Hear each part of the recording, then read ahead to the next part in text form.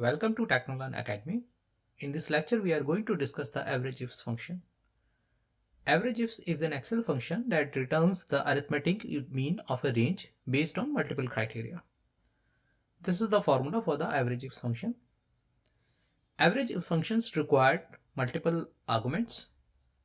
We can provide the range of cells that we want to average and the range of cells containing the first set of criteria and the criteria 1 to be applied to the criteria range 1. In average function, we can provide multiple criteria and multiple ranges as per our requirement. Let's understand the Averageif function with a practical example. In this example, we will find the average sales of DAL product sold by Barry Johnson from the given range. And we can observe that there are only 4 rows that meets the above criteria. So the average sales done by the Barry Johnson of that product is 128 only. In order to find the averageifs function, first we need to select the cell, then press sign equal and then type average. We can select averageifs from the drop-down list. Now I need to provide the average range. Average range is the numeric range that will returns the average. So I will select my cell range as average range. Now we need to provide the criteria range 1.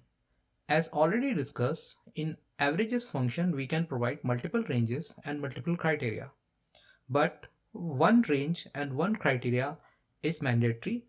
Other ranges and other criteria are optionals. So first I need to select the sales rep range because I need to find the sales done by the Barry Johnsons. Now my criteria is Barry Johnson. So I will type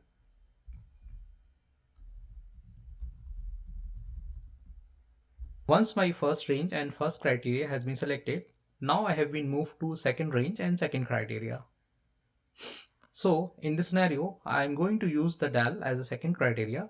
So I will select my second range as a DAL range. And my second criteria is DAL.